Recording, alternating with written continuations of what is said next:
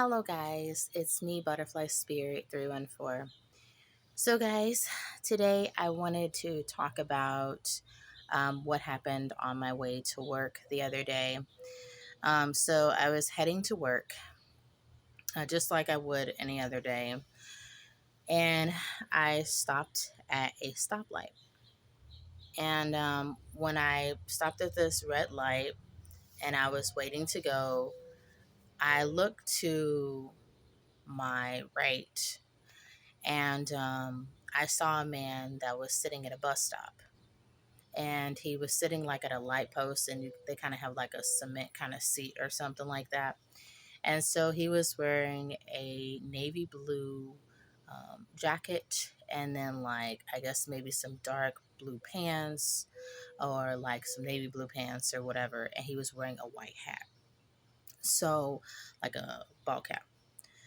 So um, when I saw the man, he was a dark skinned man. He was the same complexion as my dad. And I looked at the light and I looked back at the man, and the man was faced like that way. And so when I looked again at him, I realized that that was my dad.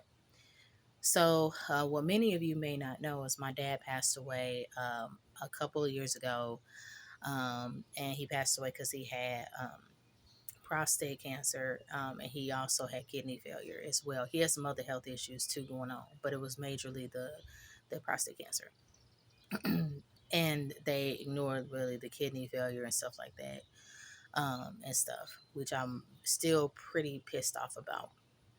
So, um, seeing my dad after him passing away is something that I want people to know that can happen. Is that you can end up seeing your loved one after they pass away. I know it was my dad because my dad always used to wear ball caps, and also because he wore an outfit similar to that when I took when I was going with my dad to one of his doctor's appointments at the hospital. It was something to do like with his dialysis and stuff. So he had like for dialysis, he had like a vein in one of his arms and stuff like that, and I guess they were doing some sort of like medical procedure, and I went with my dad that day and stuff and things. And so it was either that appointment or it was either another appointment after my dad, after they were doing like an exam of his head, because my dad has had strokes too. So um, I know that the that I saw my dad. I know that was him. One thing is, my dad always wore ball caps. I never seen him wear a white ball cap before, but I knew the significance of what the white ball cap was. So at my dad's funeral, um, I was sitting in the front row, and with me and my siblings. So it's me and my brother, my sister, and my sister-in-law and stuff. We were sitting in front of my dad's casket. And at the beginning of the funeral service and stuff, there was a white rose that fell from the top of my dad's casket, and it fell onto the floor. And when that flower fell, that rose, white rose fell, I got up out of my seat and I went to pick up the rose.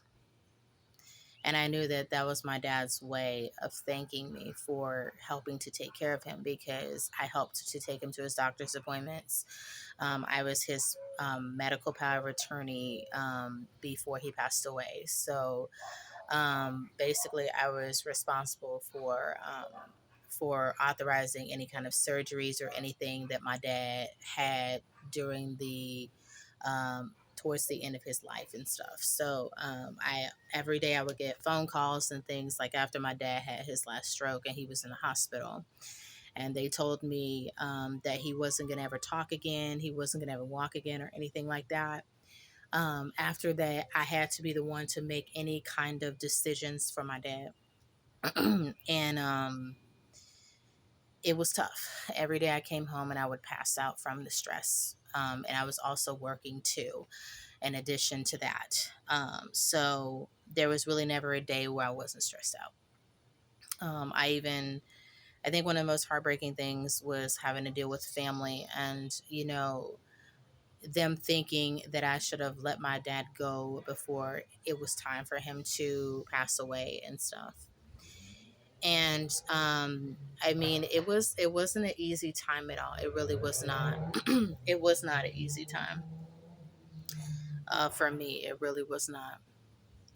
Um, but I know my dad gave me that responsibility because he knew that I could handle it and stuff. So I didn't want to be a power of attorney, but he wanted me to do it, and I stuck to doing it till the end. Even after my dad, I had to give permission for him to go into hospice.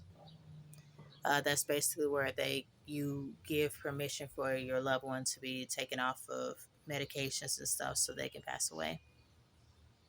Um, I didn't want to give that um, permission, but I did because I knew I had to. So my dad had passed away, I think, some days after that, shortly after that. But he had been in the hospital for several months and stuff. So he fought to stay alive and stuff like that. So seeing my dad after his funeral, after he gave me the white rose at his funeral, and that white rose, I bent down, of course, and I picked up the white rose and I put it back on his casket as a way to accept, you know, the thanks from my dad. And seeing my dad on my way to work, my dad was not facing me. No, it was him. He was not facing me, and I know why. Because if he would have faced me, I would not have been. I literally would have passed out. There would have been no way I would have been able to continue to drive to work. And the thing is that when I got to work, I tried to record videos about what had happened, but it's like everything at work was trying to stop me from recording the video. Like I went outside to take a breath. The manager it was, "Oh, where are you?" And it was all kinds of crazy shit going on with my coworkers and shit and stuff. And everything was trying to stop me from recording the video that day. It was just ridiculous. And I was just like, what the fuck is going on?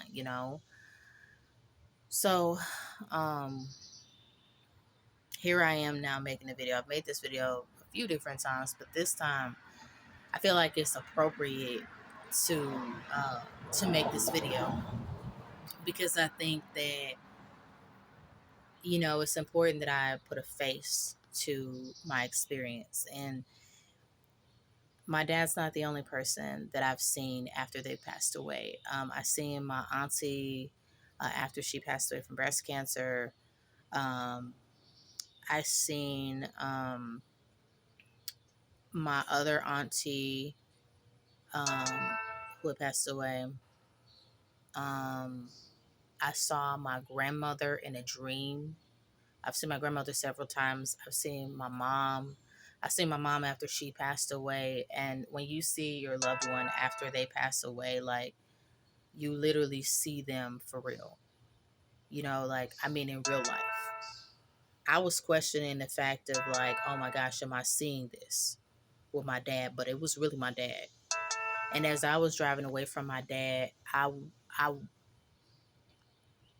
I wanted so bad. I drove once the light turned green. I wanted so bad to turn around and go and hug my dad and just man, I couldn't hold it together. I was crying on the way to work. I wanted so fucking bad to turn around. But I knew me getting a chance to see my dad, I knew that it was only for that short amount of time. I'm literally about to cry right now. I actually am. I wanted so bad to hug him. I wanted so bad to for my dad to just stay and for everything to just go back to the way they were before he passed away.